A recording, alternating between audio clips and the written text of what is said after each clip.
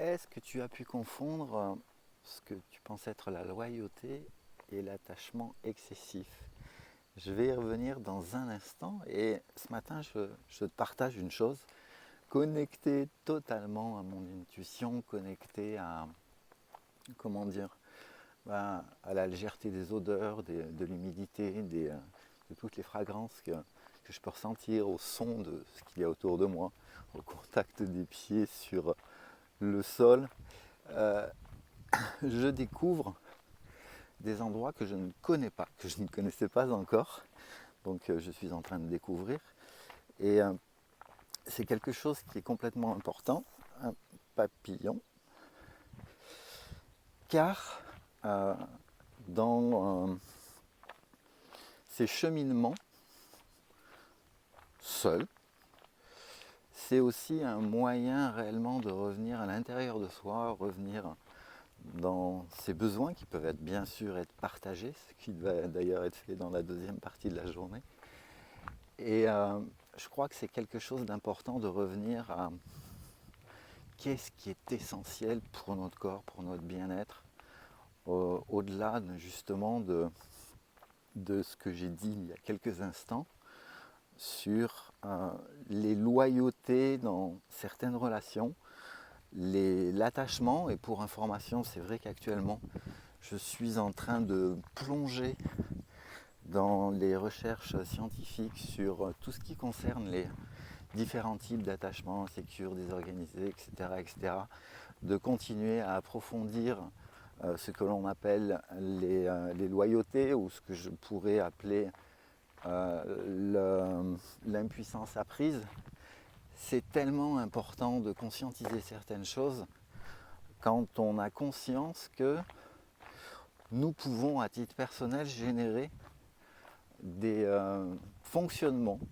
Je ne l'appelle pas aujourd'hui des dysfonctionnements, pour ça va voir la vidéo sur ce que j'ai dit comme la prise de conscience des dysfonctionnements. Je mettrai le lien autour de la vidéo.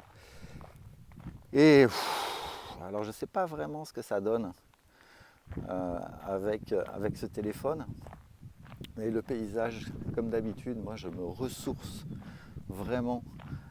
Là tu dois entendre le vent, enfin le vent, c'est pas du vent, c'est une brise plutôt légère, plutôt douce, particulièrement fraîche du matin.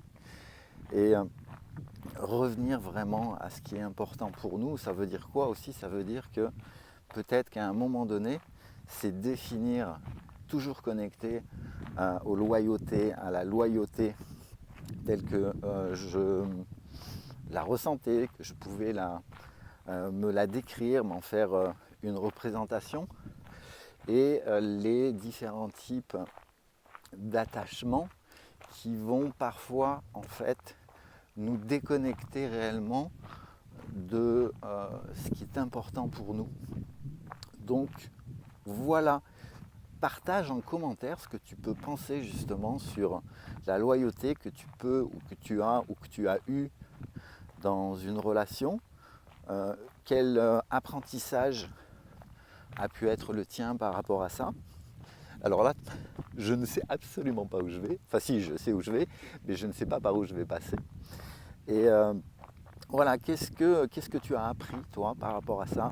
Qu'est-ce que tu penses de ce que l'on peut appeler l'attachement? Et j'y reviendrai, car je vais également mettre le lien d'une vidéo que j'ai vue du neuropsychiatre Boris Cyrulnik, qui a été particulièrement je dirais passionnante, éducatrice, qui a confirmé certaines croyances scientifiques qui étaient déjà les miennes, et qui m'a donné d'ailleurs envie de lire dans son dernier livre justement c'est sur l'amour et l'attachement.